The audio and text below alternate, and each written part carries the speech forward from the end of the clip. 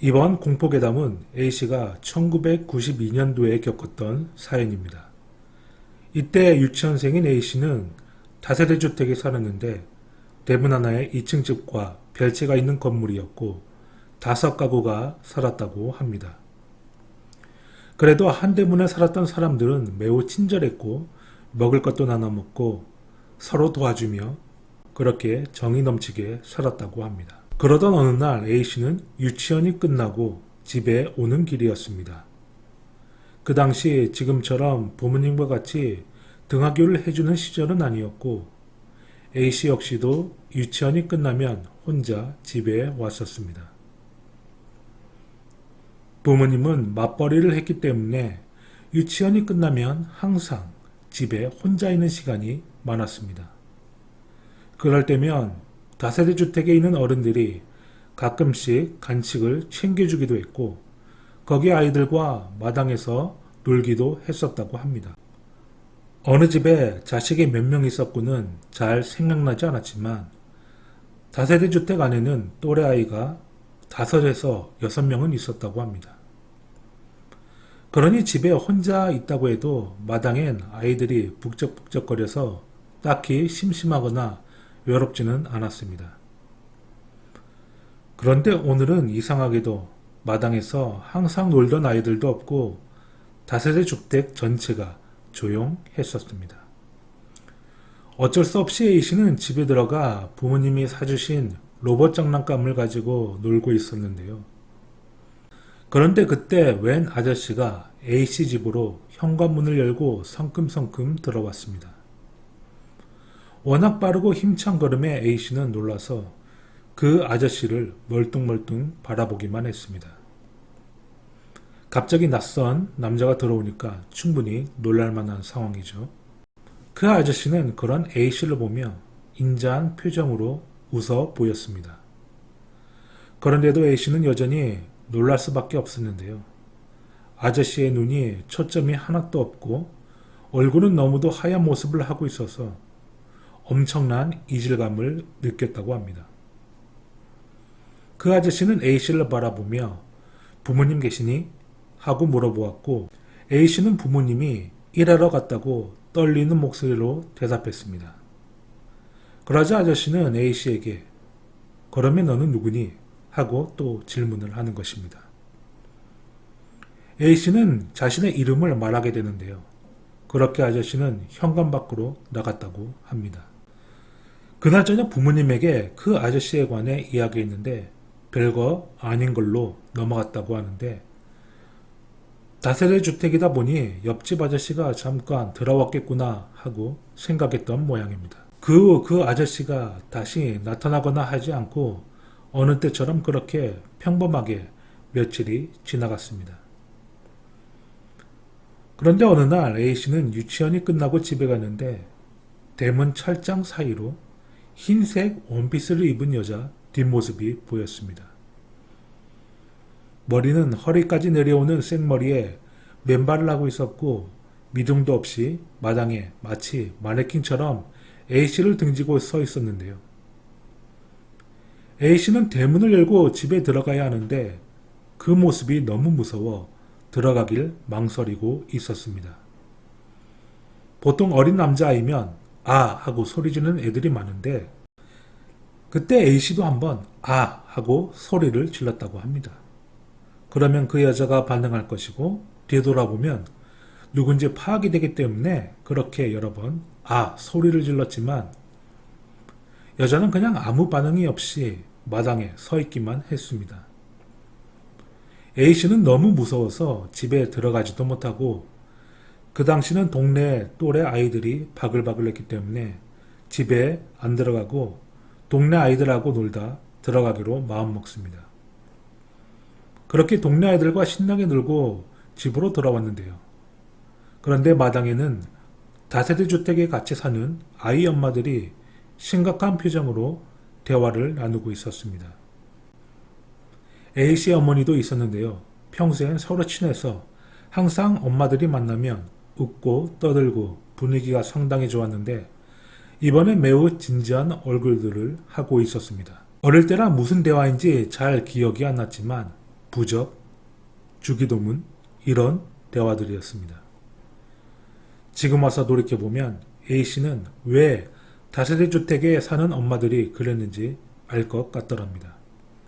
아, 그때 나만 본 게 아니었구나. 그건 사람이 아닐 수도 있겠구나 생각을 했었습니다. 집안에 들어온 창백한 얼굴의 아저씨, 마당에 마네킹처럼 서 있는 여자. 이것이 사람이 아니었구나 하고 지금도 추측하고 있다고 회상합니다. 며칠 후 화창한 주말 오후였고 A씨는 다세대 주택 애들과 마당에서 놀고 있었습니다. 한참 놀다 보니 하늘엔 노을이 지고 있었는데 소변이 마려웠던 A씨는 잠깐 화장실을 갔다 오게 되었습니다. 그렇게 볼일을 보고 다시 마당으로 가니 웬 하얀 한복을 입은 할아버지가 2층 올라가는 계단에 앉아 있었습니다. 백발에다가 긴 하얀 수염을 한 할아버지였는데 발 앞에는 작은 항아리가 하나 놓여 있었고 주택에 살았던 아이들은 그 할아버지 앞에 줄을 서고 있었습니다. 할아버지는 사기 그릇으로 항아리에 있는 검은색 정체 모를 액체를 뜨기 시작했고 차례로 아이들에게 나눠주기 시작했습니다. 그런데 아이들이 그 검은색 물을 너무도 맛있게 먹는 것입니다. 그 모습을 본 A씨는 나도 줄 서서 저거 좀 얻어 마셔야겠다 라고 했는데 때마침 A씨 어머니가 밥 먹으라며 자신을 부르는 것입니다. 그때 A씨 부모님은 인자하고 화도 잘 안 내는 성격이었는데 제때 밥을 먹지 않는 것에는 화를 내는 스타일이어서 검은 물 얻어먹는 걸 포기하고 집으로 들어갔다고 합니다. 그런데 그날 밤 결국 일이 터지고 맙니다. 정체불명의 검은 물을 얻어 마신 아이들이 집단으로 복동을 호소했고 다세대 주택 사람들은 난리가 났습니다. 결국 구급차까지 부르며 병원 신세를 지게 된 것입니다. 그렇게 또 며칠이 지나고 유치원이 끝나고 집으로 돌아오는데 마당 구석 조그마한 텃밭에 A씨의 어머니가 있었고 옆에는 스님이 있었는데요. 의복을 입은 나이 지긋한 스님이었습니다. 그 스님은 목탁을 치며 연부를 외우고 있었고 옆에 A씨 어머니는 간절한 표정으로 눈을 감은 채 두 손을 모으고 텃밭 방향으로 기도를 하고 있었다고 합니다. 그런 A씨의 부모님은 독실한 기독교 신자였는데 스님 옆에서 기도하는 모습이 매우 생소했다고 합니다. 스님이 연부를 외우는 소리는 엄청 컸는데요. 쩌렁쩌렁하게 주변을 울렸다고 합니다. 그 다세대 주택에는 기묘한 사건이 더는 없었을까요? 다음날 A씨는 혼자 마당에서 놀고 있었습니다. 주택에 살았던 애들이 아직 병원에 있었기 때문입니다. 그래서 A씨는 매우 심심해하며 2층 집으로 올라가는 계단을 오르락내리락 하며 시간을 보내고 있었습니다. 그런데 2층을 올라가다 보면 담벼락 너머로 옆집이 보였는데요. 아니 훤히 다 보이는 큰 투명 창문이라 지금도 생생히 기억한다고 합니다. 아이들은 호기심이 많기 때문에 그 창문 안을 자주 들여다봤는데 아무도 살지 않는 폐가 같았습니다.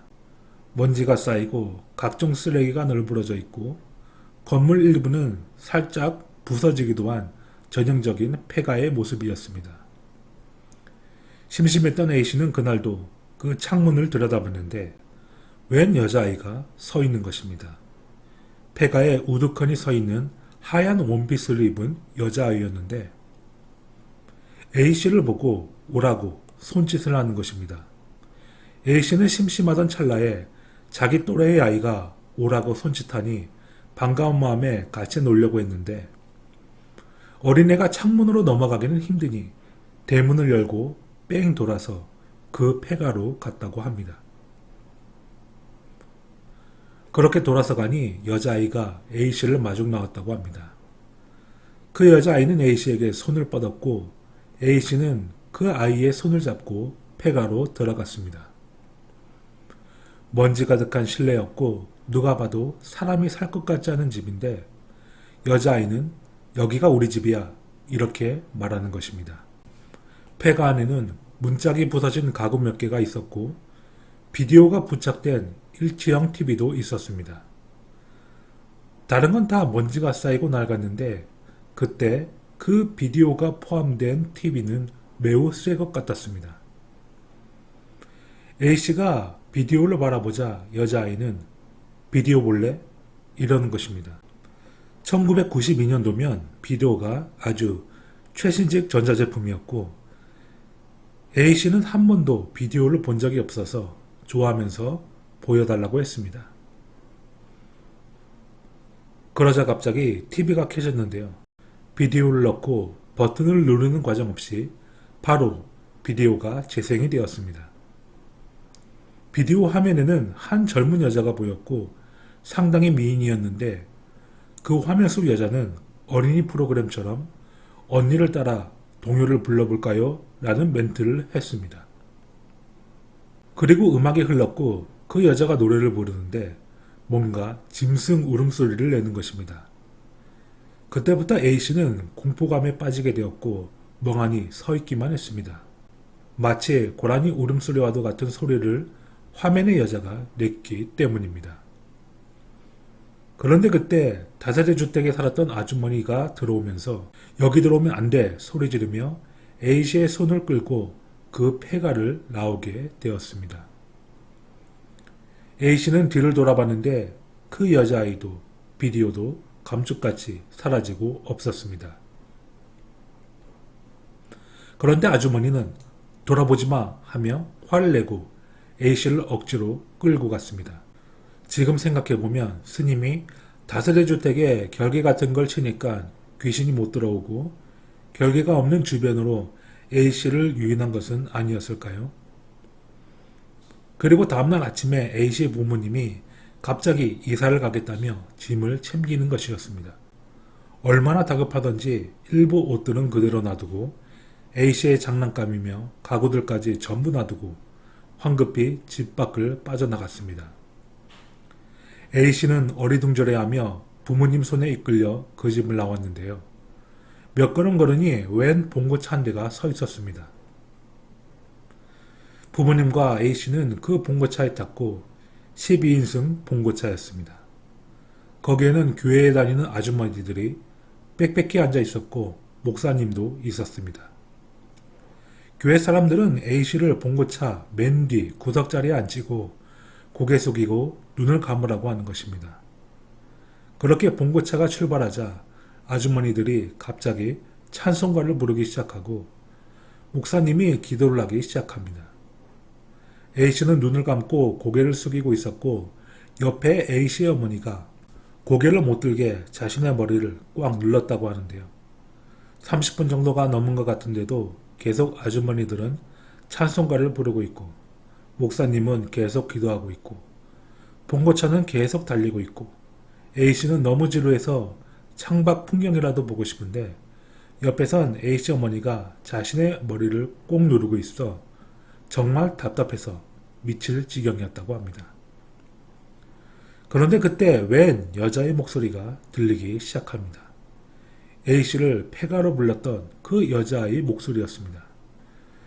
그 여자아이가 서글프게 울면서 같이 비디오 보기로 했잖아. 같이 봤으면 재밌었을 텐데 너가 그냥 가버려서 너무 슬퍼. 이런 말을 하는 것입니다. 워낙 서글프게 말하길래 A씨는 미안해. 다음에 같이 보자. 이런 말을 하려고 미안까지 말을 꺼내는데 옆에 있던 엄마가 화를 내며 대답하지 마. 이러는 것입니다. 그런데 자꾸 귀에는 왜 대답이 없어? 나 너무 슬퍼. 이런 여자의 목소리가 자꾸 들리고 옆에 엄마는 대답하지 말라고 하고 있고 이런 상황이 발생하니 아주머니들은 더욱 거세게 찬송가를 부르고 목사님은 더 크게 기도하고 있고 그렇게 봉고차는 계속 달리기 시작합니다.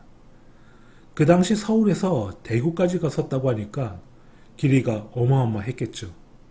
그렇게 목적지에 다가오자 드디어 눈을 뜨라고 했고 고개를 들 수 있었습니다. 처음에 긴장했던 교회 아주머니들의 표정도 밝아져서 이런저런 농담도 하고 목사님은 손수건을 꺼내 뻘뻘 흘린 땀을 닦고 있었습니다. 어릴 때라 자세히는 모르겠지만 긴장이 풀린 교회 아주머니들의 대화가 연탄가스가 어쩌고 저기 주택이 예전부터 어쩌고 하면서 이야기했던 게 생각이 나더랍니다. 나이가 들고 부모님에게 그 당시 어찌 된 것인지 물어봤었는데요. 본인들도 잘 모르겠고 전에 살던 가족이 연탄가스로 봉변을 당했다는 소문이 있는데 확실하지는 않는다고 하면서 아무튼 다세대 주택 전체가 귀신 들린 것 같다는 말을 했습니다. A씨는 자신이 눈앞에 나타난 게 할아버지, 아빠, 엄마, 딸 이렇게 가족 구성원이 눈앞에 나타났고 사고에 의해 변을 당했는데 이유는 모르겠지만 다세대 주택 사람들을 홀리기 위한 것은 아닌지 추측만 할 뿐입니다.